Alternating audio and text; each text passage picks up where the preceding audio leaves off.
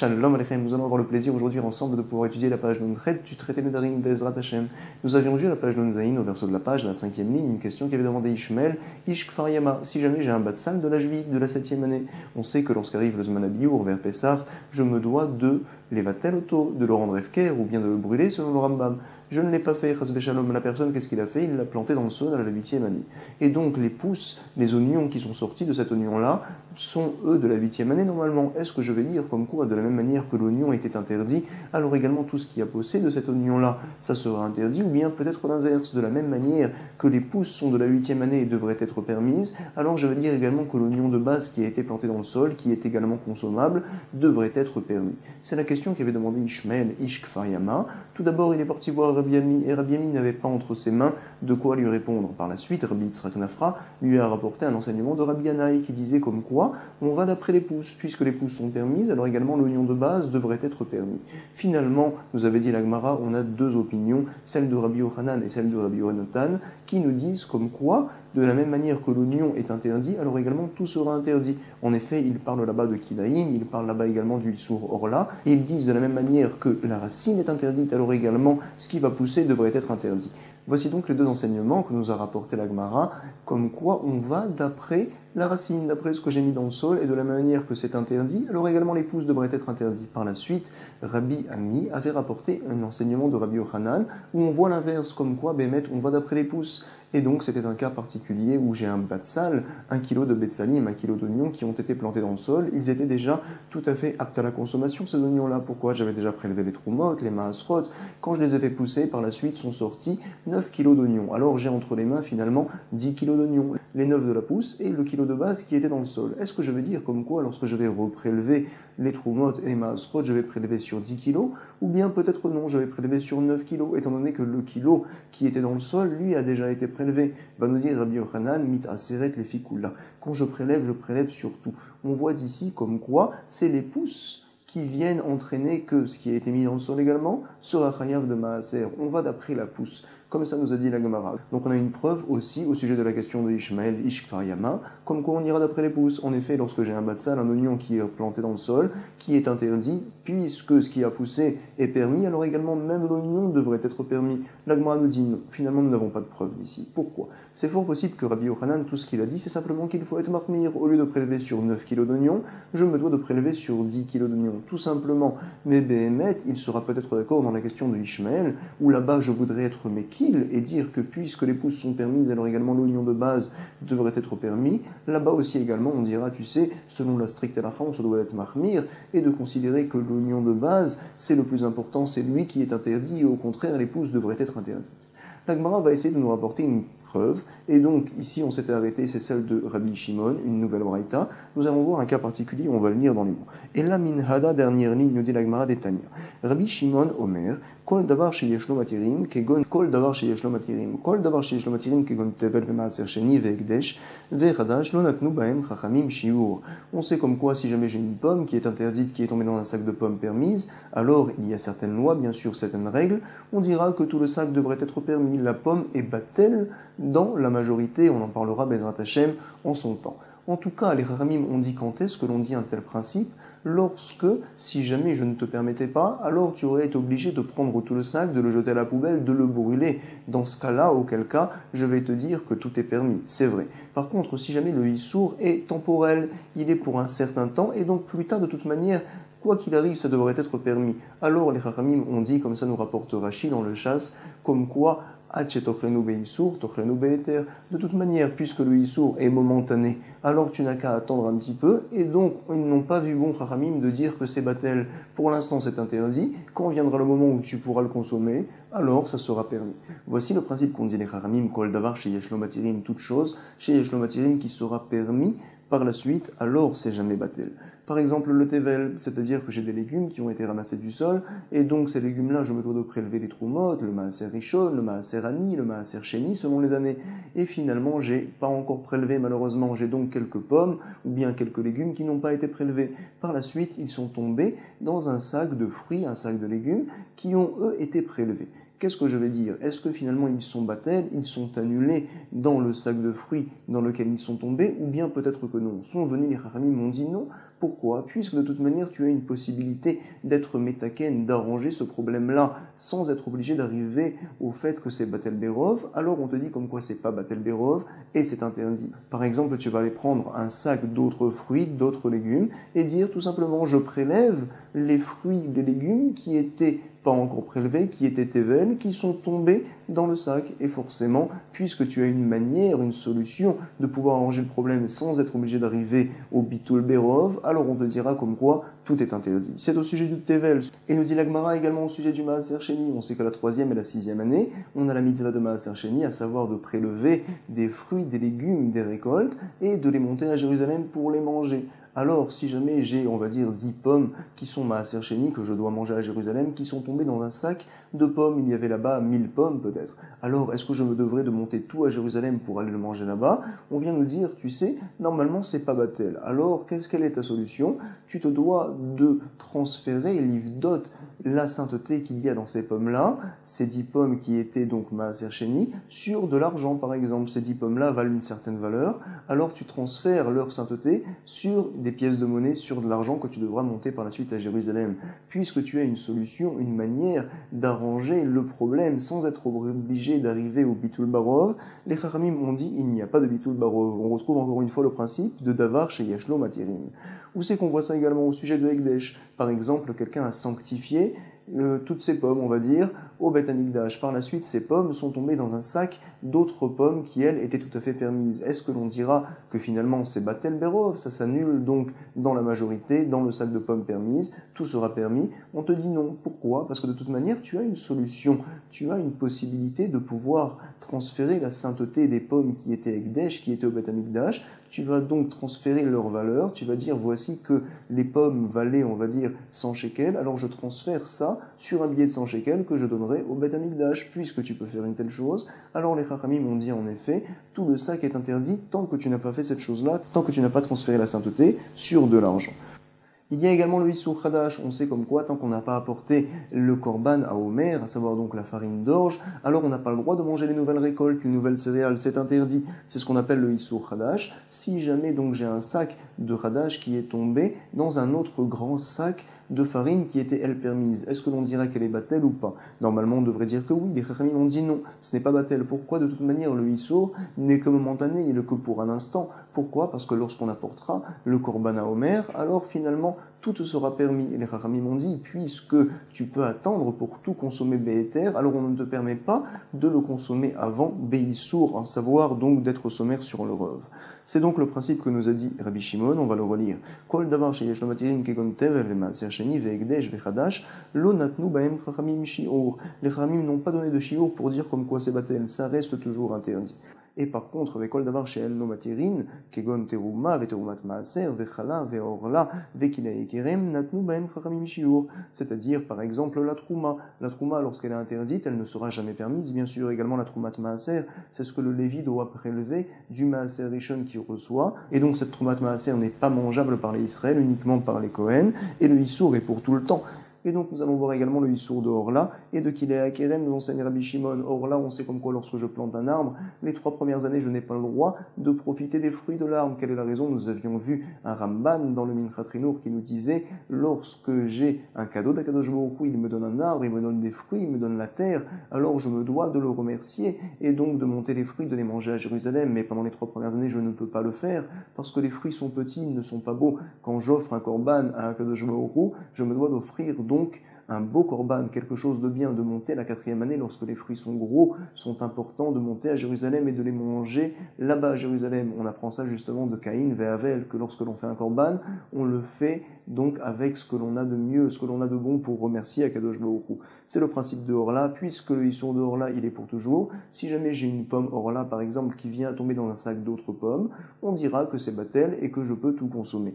Et également, nous rapporte la Braïta Kelea Kerem, lorsque j'ai un fruit qui est interdit. Pourquoi? Parce qu'il sort d'une pousse qui a été mélangée et finalement c'est tombé dans un sac de fruits qui sont permis. On dira que Bémet c'est batel, c'est oui, consommables. Natnu baem chachamim shiur. Et donc nous avons vu le principe que nous a dit Rabbi Shimon, kol davar sheyesh lo matirin, c'est pas batel, et davar she'en lo matirin, on dit que c'est oui batel. Sur ce, chachamim ne sont pas d'accord. Ils lui disent, nous sommes à la 5e ligne, au recto de la page, ve'alo, n'est-ce pas que, au sujet de la jvite, que c'est un issour qui est pour tout le temps, apparemment, en la matirin, et quand même, vélo, natnu ba chachamim shiur, quand même les chachamim ont dit que la jvite, c'est jamais batel. D'où c'est que l'on va voir une telle chose? Nous avons une Mishnah, en effet, qui se trouve dans le traité jvite. Hachevit, oseret, kol sheubemina, nous rapporte la Mishnah, lorsque j'ai un fruit qui est de la jvite, qui est interdit, qui s'est donc mélangé avec d'autres fruits de la même espèce, on va dire comme quoi tout est interdit, et c'est ce que Chachamim viennent rapporter à Rabbi Shimon. Tu vois que bien que c'est d'avoir chez un matirim, quand même on dit qu'il n'y a pas de bitoul, que tout est interdit. Sur ce, Rabbi Shimon a dit non, tu sais de quoi on parle dans la Mishnah, Malahem, Afani, lo Amarti, le Ran change un peu les mots, Afhem, lo Amrou, les Chachamim, on dit ce din-là uniquement au sujet du biour, par exemple, je peux encore, lorsque je peux consommer encore ce fruit-là, on n'est pas dans la jvite, et ce fruit-là, tout simplement, je me dois de le manger très rapidement, tout de suite, avant qu'on arrive au moment du biour, au moment où on se doit de rendre efker, de brûler, d'abandonner les fruits de la 7e année de la jvite. Le Zman biour, c'est à peu près vers Pessah. En tout cas, puisque le Issour ne viendra que dans quelques mois, c'est la raison pour laquelle les Chachamim nous ont dit c'est pas batel et tu te dois de manger ce sac de pommes-là pour tout de suite. Encore une fois, je continue à penser, dit Rabbi Shimon, que lorsque le Issour vient tout interdire et qu'on ne peut le consommer, alors les Chachamim ont dit que oui, c'est toujours batel. Nous allons relire ça dans les mots. Amar lehem, af ani lo amarti, change les mots, le ran, af em lo amrou, et là les viour, aval le achila benoten tam. Par contre, si jamais on a passé la 7e année, on est dans la 8e année, et donc les fruits de la shminite, on ne peut pas les consommer. Si jamais j'ai une pomme de la jvite qui est tombée dans un sac de pommes permises, et que puisque si on ne passe pas par le rov, on dira que tout est interdit pour toujours, alors les Chachamim ont dit, bien sûr, c'est batel. Nous avons vu donc une braïta, une marloquette très importante entre Rabbi Shimon et Chachamim, mais ce qui nous intéresse maintenant, ce qui est très important, c'est justement ce que nous rapporte le Ran, à savoir, lorsque l'on voit dans la Mishnah que la jvite,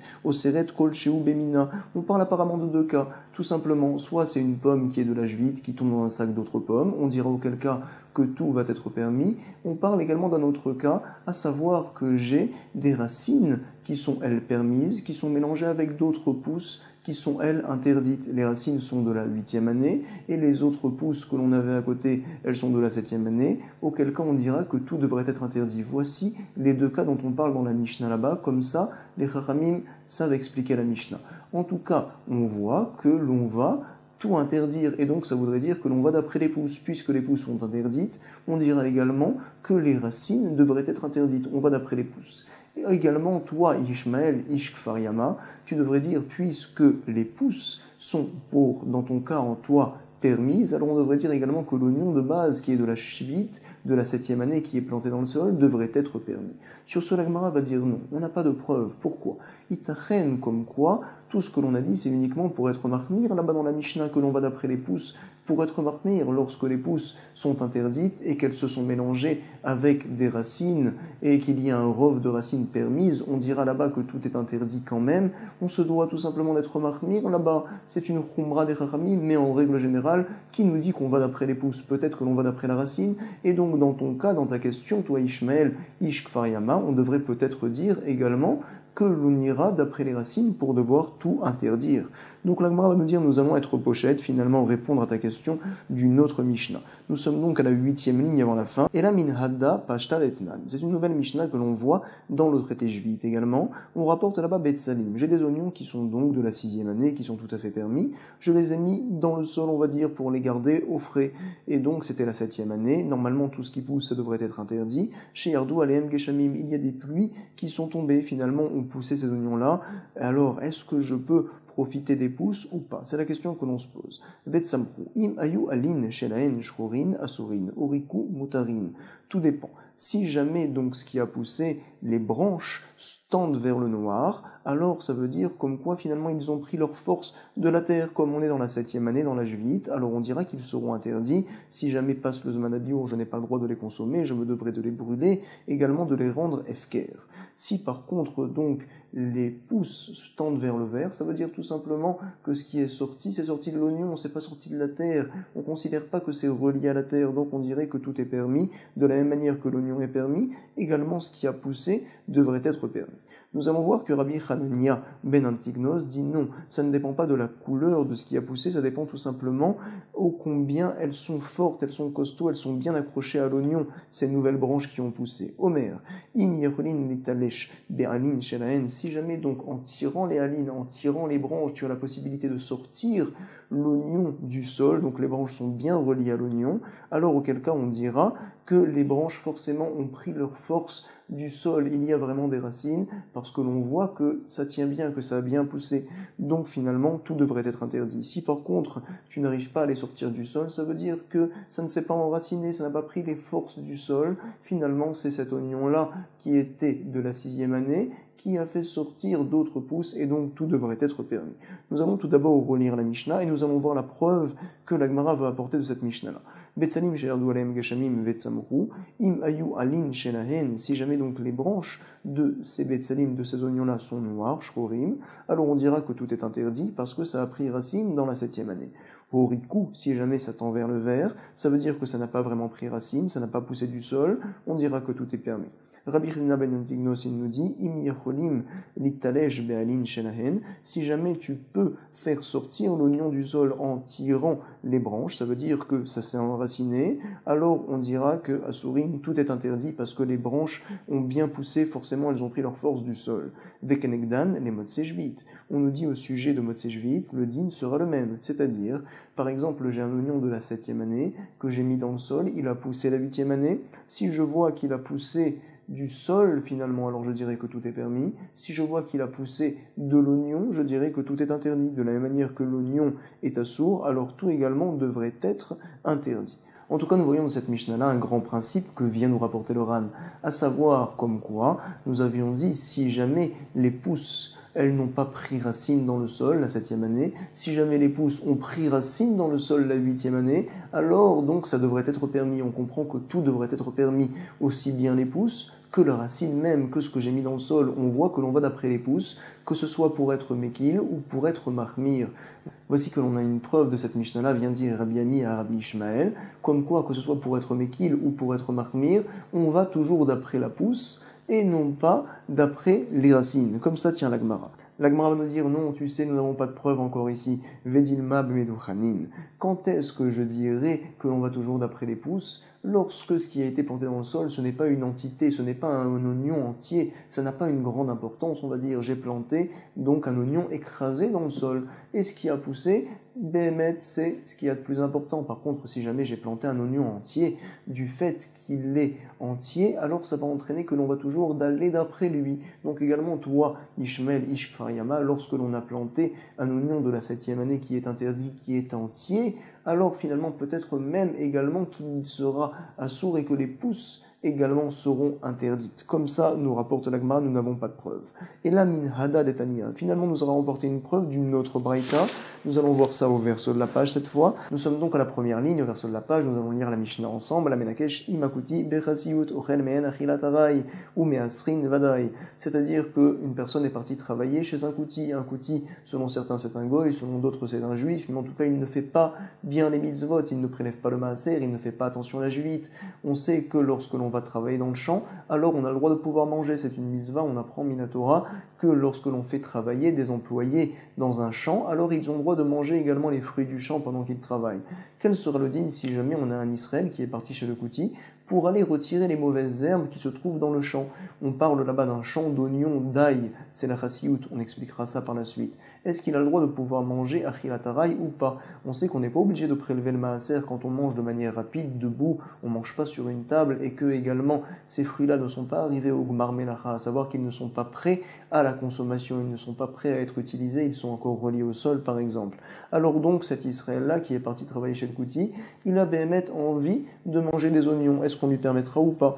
Il faut savoir que le Kouti, les oignons qu'il a plantés dans le sol, ils étaient bien sûr pas méaser, ils n'avaient pas été méaser au tam avant de les planter dans le sol. Est-ce que l'on va dire que finalement, donc ce qui va pousser également serait interdit? Vadaï que non. On va dire comme quoi c'est permis. La raison nous rapporte le Ran, c'est tout à fait évident, puisque le principe de maaser, il n'est que midera banane au sujet des oignons, au sujet de l'ail. Le chiyuv de maaser minatora, c'est quand on prélève les raisins, quand on prélève les olives, par exemple minatora. Mais par contre, quand on prélève les betsalim, ce n'est que midera banane. C'est la raison pour laquelle on va dire, monsieur, tu peux manger achilatarai, il n'y a aucun problème. Ou measrin vadaï, nous dit la Braïta également, lorsqu'on prélève le maaser, lorsqu'on prélève sur les 50 oignons qui ont poussé et également les 10 oignons qui sont dans le sol, je devrais prélever sur 60 oignons finalement, parce que les oignons qui étaient plantés dans le sol, ils étaient également tevel, ils n'ont jamais été prélevés par le kouti, on peut en être sûr, nous rapporte le Ran. Ce qui nous intéresse, c'est ce que va dire tout de suite Rabbi Shimon ben Eliezer. Il vient nous dire, Rabbi Shimon ben Eliezer Omer, nous sommes dans la 3e ligne, Im Israël chashoud à la jvit, les motzei jvit, mutar. Je travaille cette fois chez un Israël qui ne fait pas bien la jvit, qui ne fait pas bien la 7e année, il ne fait pas la shmita. Donc il est fort possible, on est la 8e année maintenant, qu'il ait planté des légumes, des oignons de la 7e année et que maintenant je suis en train de travailler sur des pousses d'oignons interdits. Est-ce que l'on dira dans ce cas-là que tout est interdit ou bien que tout est permis? Vient nous dire Rabbi Shimon ben Eliezer, Im Israël chashoud à la jvit, les motzei shvit, mutar. Si jamais c'est un Israël qui est chashoud à la jvit, quand même tout ce qui va pousser la 8e année, tu peux savoir que c'est entièrement permis. On voit d'ici une preuve que l'on va d'après la pousse et non pas d'après la racine. En effet, la racine, c'était forcément des légumes de la 7e année. Ce qui a poussé, c'était donc à la 8e année. Et on dira que tout est permis. Apparemment, je peux même manger les oignons de base qui étaient dans le sol. On a une preuve d'ici, comme quoi on va d'après les pousses. C'est ce que vient dire Rabbi Ami à Ishmael Ishk Faryama. Et donc, on devrait dire également dans ton cas que de la même manière que ce qui a poussé, c'est permis, alors également les oignons de base qui étaient dans le sol devraient être permis. On va d'après ce qui a poussé. La Gemara va nous dire non. Encore une fois, nous n'avons pas de preuve. Peut-être tu sais que c'est différent ici. Donc, les mêmes rats des guidoulés éthers, mais aline taïsour, non, vedilma, bedavar, chesar okale, peut-être par le ton de légumes qui ont été plantés dans le sol, et donc c'est un type de légume qui, lorsqu'on le plante, pourrit dans le sol, il disparaît pour par la suite faire sortir des pousses. Dans ce cas-là, uniquement, on dit que tout est permis. Par contre, au sujet des oignons, ça ne sera pas le cas, puisque l'oignon qui est rentré dans le sol, il est intact, alors il a une grande importance, tout devrait être interdit. Va nous dire la Gemara, non, c'est quoi chassiout, comme on voit dans une braïta, Tanya Elohen ha-chassiout, kegon alouf, ashum ve betsalim, ces 3 légumes-là, c'est-à-dire le choum, l'ail, également les betsalim, les oignons et le louf, c'est un légume en Eretz Israël, qui donc ne pourrissent pas dans le sol. Et on parle dans la braïta de ces légumes-là qui ne pourrissent pas, et quand même on dit qu'on va d'après la pousse, nous avons une preuve d'ici, qu'on va toujours d'après la pousse, et donc Ishmael, Ishk Faryama, tu pourrais profiter, manger tous les oignons qui ont poussé et également le ikar, l'oignon de base qui a été mis dans le sol, tout devrait être permis, ne te fais aucun souci. L'Agmara veut nous dire non, nous n'avons d'ici pas de preuve. Pourquoi? Parce que peut-être, Vedilma, Bemedouchanin, que les oignons qui ont été plantés dans le sol, ils étaient écrasés tout simplement. Donc finalement, la personne les a écrasés avant de les planter parce qu'il ne voulait pas avoir, lors de la 8e année, un problème de jvit. Nous dit l'Agmara, non, on ne peut pas dire une telle chose, puisque l'on parle d'un juif qui de toute manière ne fait pas la jvit, il n'est pas chômeur, les dynimes de la Shemitah, chazve shalom, non, de toute manière, cette personne-là ne s'est pas fatiguée à écraser l'oignon dans le sol pour être mevatel otovadaï, qui a pris son oignon, qui l'a planté tel quel dans le sol, parce que de toute manière, il s'en fiche de la jvit. Donc, notre preuve, on continue à la voir. Vedil mameduchanim, chashoud à la jvit, ketane. Nous sommes au milieu du verset de la page, et la Gemara va nous dire, tu sais, on n'a pas de preuve encore, pour une autre raison. Vedilma, be ta'arovet, peut-être parle-t-on d'une ta'arovet, à savoir tout simplement, on parle d'un cas où tu as ramassé tous les oignons et donc par la suite ont été mélangés les oignons qui ont poussé, également les oignons de base qui étaient dans le sol, avec d'autres oignons qui viennent d'un autre champ. Et c'est la raison pour laquelle on dira dans ce cas-là que tu peux tout manger, parce qu'il y a eu un mélange qui a été fait. La Gemara nous dit non, on parle d'une personne qui travaille dans un champ, Hamenakesh Ktane, on parle d'une personne qui retire les mauvaises herbes, et donc forcément il n'y a pas de mélange qui a été fait. Quand même, nous voyons d'ici une grande preuve que l'on va d'après les pousses pour pouvoir être méquille également. C'est ce que la Gemara nous dit. Lema tevet yufta de Rabbi Yochanan, ve de Rabbi Yonatan. Nous avons apparemment d'ici une preuve contre l'opinion de Rabbi Yochanan et de Rabbi Yonatan qu'on avait vu au verso de la page Nun Zayin, qui venait nous dire que l'on va toujours d'après les racines, d'après ce que l'on a mis dans le sol, pour venir tout interdire, que ce soit au sujet de Kelea Kerem ou bien au sujet du Issour Orla. On dira toujours que puisque ce que l'on a mis dans le sol c'est interdit, tout sera interdit. Comme ça nous ont dit Rabbi Yochanan et également Rabbi Yonatan, et donc nous avons d'ici, de cette braïta-là, une preuve que au contraire on va d'après ce qui a poussé, puisque ce qui a poussé est permis, alors tout devrait être permis. Donc on a une tioufta, une objection. Va nous dire Rabbi Yitzhak, Béhémet on n'a pas de preuve. Pourquoi? Shaine Shevit, Oil Veisura Alidekarka, Betilata Nami Alidekarka. Tout simplement au sujet de la jvite dont on parle dans la braïta que l'on vient de voir, puisque la jvite, qu'est-ce qui entraîne son issour? C'est le karka, c'est le sol, la 7e année, tout ce qui vient du sol, c'est tout à fait interdit, c'est donc le sol qui entraîne le issour. Également le sol, par la suite, lorsque je planterai un oignon par exemple à la 8e année, on dira que le sol également va le transformer et le rendre permis. Le sol vient interdire, le sol, le karka, vient également permettre. C'est la raison pour laquelle dans ce cas-là, on dira que puisque les pousses sont permises, alors également l'oignon qui est dans le sol sera permis parce que le terrain de la 8e année vient tout transformer, vient tout rendre permis. Par contre, dans les cas de Rabbi Yonatan et Rabbi Yochanan, où on parle là-bas du Issour Orla, on parle là-bas du Issour Kelea Kerem, le Issour Orla, ce n'est pas le sol qui entraîne le Issour, c'est tout simplement que la pousse n'est pas restée assez de temps plantée. Par exemple, il est resté donc 2 ans, 2 ans et demi, on n'a pas passé les 3 ans, la pousse est interdite, ça n'a rien à voir avec le sol.